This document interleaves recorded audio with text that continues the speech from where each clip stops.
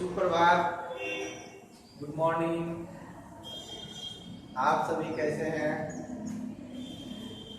घर में पढ़ रहे हैं कि नहीं? आज हम वर्णिका पहला पार्ट का कल हम क्वेश्चन पहला आंसर लिखवा दिए थे, क्वेश्चन आंसर। आज हम दूसरा क्वेश्चन आंसर लेकर आए हैं। तो प्रश्न 2 और 3 आज हम देखेंगे, ठीक है? आप लोग नोट्स बनाते चलिए और पाठ को पढ़िए। दही वाली मम्मा जो पाठ है उस पाठ को आप सभी पढ़ेंगे। ये पाठ से क्वेश्चन हमेशा पूछते आ रहा है और पूछेगा भी, चाहे ऑब्जेक्टिव क्वेश्चन प्रश्न हो या आपका दीर्घ उत्तरीय प्रश्न हो, चाहे आप कलम। तो ये पाठ, इसमें इस पाठ को आप ध्यान से पढ़ेंगी और जो ना आए आप कमेंट बॉक्स में पूछेंगे, हम आंसर बताएंगे। चलिए 2 नंबर का आज देखते हैं। 2 नंबर क्वेश्चन जो है, रंपा कौन था और वह मंगमा से क्या चाहता था? 2 नंबर प्रश्न है, मंगमा कौन था? तो आप सबको ये पता होना चाहिए और हम लिखवाए भी होंगे। पहले इसको बता दें मौखिक रूप से क्वेश्चन का कि रंपा एक गांव का एक जुआरी था, जुआ हुआ खेलता था। जुआरी किसी को कहते हैं? जुआ जो खेलता है। और वो शौकीन मिजाज का था और वो मंगमा से, आपको तो पता होगा, मंगमा वो जानता था कि मंगमा के अपने बहू से झगड़ा की है और जिससे उसके पास दही बेचती है तो बहुत सारा पैसा है, वो कर्ज लेना चाहता था। तो आइए हम देखते हैं इसे। रंपा मंगमा के गांव में ही रहता था। रंपा जो था मंगमा के गांव में ही रहता था। वो बड़ा शौकीन मिजाज का था। शौकीन मिजाज किसको कहते हैं? शौक, कभी ये करना, कभी वो करना, कभी ये करना, वही शौकीन। वह जुआ खेलता था। मंगमा की तरह ही उसकी उम्र ढल चुकी थी। मतलब उम्र ढलने का मतलब क्या होता है? बुढ़ापा आ जाना। वो मंगमा से ही थोड़ा सा कर्ज चाहता था, क्योंकि वह कुछ तकलीफ में था। उसकी दृष्टि मंगमा के धन पर थी और वह उसके साथ अपना घर बसाना चाहता था। घर बसाना चाहता था, ठीक है? तो प्रश्न 2 को हमने देख लिया। आइए प्रश्न 3 की ओर चलते हैं। बहू ने सास को मनाने के लिए कौन सा तरीका अपनाया? बहू ने सास को मनाने के लिए कौन सा तरीका अपनाया? तो आपको सब पता होना चाहिए, पाठ पढ़ी होगी तो। क्या हुआ था? मंगमा और नंगमा, ये दोनों, जिसका मंगमा का एक बेटा जो था, थोड़ी सी बात के लिए दोनों में खटपट हो गई और दोनों अलग रहने लगे। मंगमा दही बेचती थी गांव में और शहर में जाती थी बेचने। बेचते बेचते उसके पास कुछ इकट्ठे पैसे हो गए थे और बहू को पता लग गया कि ये पैसे इकट्ठा कर लिए है, अभी ये रंपा को कर्जा देने वाली है। तो क्या किया? वो सोचा कि अब तो हमारे पास पैसा आएंगे नहीं, ये पैसा दूसरे को कर देगी। वो क्या की? वो जानती थी कि पोता से, मंगमा अपने पोता से बहुत प्यार करती है, तो सोचा क्यों नहीं अपने हम बेटे को उसके पास भेज दें और वो देखते देखते खुश हो जाएगी और धीरे धीरे जो गुस्सा है वो प्यार में बदल जाएगा। तो वही काम किया, ठीक है? तो क्या किया? वो अपने बेटे को भेजी और मंगमा देखकर उसे खुश हो गई। और उसके बाद से क्या हुआ?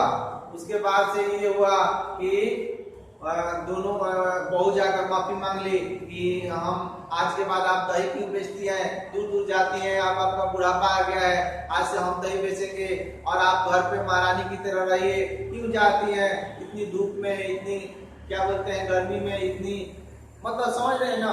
तो ये ऐसे हुआ। उसके बाद से धीरे धीरे करते करते मिलाप हो गया और खुशी से रहने लगे। तो वही यहाँ पे दिया गया है। बहू ने सास को मनाने के लिए अपने पुत्र को सास के पास यह कहकर भेज दिया कि जाकर कहना अब तुम्हारे साथ ही रहूंगा, अब तुम्हारे पास ही रहूंगा। ठीक है, मैं कभी अपने माँ बाप के पास नहीं जाऊंगा। और माँ यह भी जानती थी कि पोता के प्रति मम्मा की कमजोरी है, वह उसे चुराकर मिठाई आदि देती है। इधर मम्मा पोता को पाकर निहाल हो जाती है और धीरे धीरे दूरी सिमटने लगती है और साथ में सब खुशी से मिलजुल रहते हैं। तो देखिए, सबसे पहले ये प्रश्न उत्तर आप याद करने की कोशिश न कीजिए, सबसे ज्यादा अच्छा रहेगा आप पाठ को पढ़िए। आप जब भी पाठ को बढ़िया से पढ़ लेंगी अपने माध्यम से 2 बार 3 बार, तो सारे क्वेश्चन अपने आप दिमाग में सेट हो जाएंगे। क्वेश्चन आंसर आपको कहीं ढूंढने की जरूरत नहीं है, आपके दिमाग में ही प्रश्न वो 3-4 बार पाठ को पढ़ लेंगी। क्या अगर उसमें पाठ में आप पढ़ेंगी तो रास्ता कौन था तो उसमें दिया गया है, वो मम्मा से क्या करता था सब दिया गया है। सभी प्रश्न के उत्तर आप पाठ में एक बार हिंदी जो भी वर्णिका हो या गोदली हो, दोनों को आप पुस्तक बढ़िया से पढ़िए। 1 बार 2 बार शांत दिमाग से, ये नहीं होना चाहिए कि आपका दिमाग कहीं और है, ध्यान कहीं और है। तो कैसे समझ में आएगा?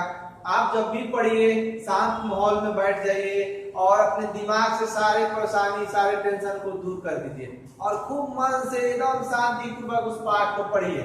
जब भी आप 1 बार 2 बार 3 बार पढ़ेंगे सारे प्रश्न एकाएक आपके दिमाग में आने लगेगा कि नहीं नहीं इसका आंसर ये होना चाहिए, इसका आंसर ये होगा। बहुत सी बच्चे क्या करते हैं कि वो रटने लगते हैं प्रश्न उत्तर, ऑब्जेक्टिव क्वेश्चन रटने लगते हैं, लॉन्ग में क्वेश्चन रटने लगते हैं। तो हिंदी ऐसा पाठ है कि आप ऐसा अध्ययन है, ऐसा विद्या है कि जब भी आप 1-2 बार पाठ को पढ़ेंगी, 1 बार पढ़िए 2 बार पढ़िए, नहीं है तो 3 बार पढ़िए, बार बार पढ़ने से उससे आता है। और एक और बात है, जो नहीं है आप कमेंट कीजिएगा, हम बताएंगे। हिंदी में नहीं ऐसा होना चाहिए कि हमारा नंबर सर कम आ गया, हम पढ़े नहीं, चाहे जो भी। हिंदी ऐसा चीज है कि आप 1 बार 2 बार 3 बार उस पाठ को पढ़िए। आप पढ़ेंगी तो आपको क्वेश्चन आंसर याद करने की कोई जरूरत नहीं है, आप सिर्फ पाठ को पढ़ जाइए और जो भी क्वेश्चन बनते हैं वो पाठ के अंदर से आपको ऑब्जेक्टिव अंदर से निकाला जाता है। आपसे हम कितनी बार बोले हैं, जब भी पाठ को पढ़िए तो सिर्फ पाठ के परिचय, लेखक के बारे में जानिए, लेखक का जन्म कब हुआ, मृत्यु कब हुई, माता पिता कौन है, कौन कौन उपन्यास लिखे, कौन कौन रचनाएं हैं, क्या क्या, ये सब पर इसी से ऑब्जेक्टिव क्वेश्चन बनता है। ठीक है, तो आप लोग पढ़ेंगी और बढ़िया से पढ़ेंगी, ऑब्जेक्ट एकदम ध्यान से देख देख एक लाइन आप जब भी पढ़ते हैं देख लीजिए, एक लाइन पढ़ेंगे, यहाँ पे ये टॉपिक बन रहा है, ये आप वहां पे अंडरलाइन कर दीजिए या क्या कीजिए आपको कॉपी में नोट कर लीजिए। पढ़ते समय एक कॉपी में रख लिखते जाइए कुछ, तो ऐसे होगा। तो आप सभी बस आज इतना ही, और कल से आप पुस्तक को पढ़ेंगी। पीडीएफ आपके हम ग्रुप में डाल दिए हैं और जिसके पास किताब है किताब को बढ़िया से पढ़ेंगे।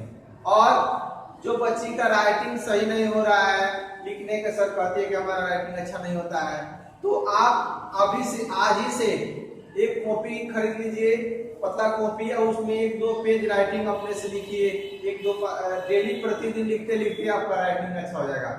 और जिसको बहुत से बच्ची होती है कि जिसको सर हमको हिंदी किताब पढ़ने से सही नहीं आता है, ऐसे हम क्या करें, तो उसके लिए हम बताएंगे। आप लोग पेपर, कोई भी न्यूज़पेपर हो उसको ले लीजिए और उसको पढ़िए। न्यूज़पेपर पढ़िएगा तो आपको बोलने का लिखने का सब कुछ आ जाता है। ठीक है, और नहीं तो आपके पास घर पे किताब है, किताब को पढ़िए, सबसे अच्छा है, कोई भी पुस्तक ले लीजिए उसको पढ़िए।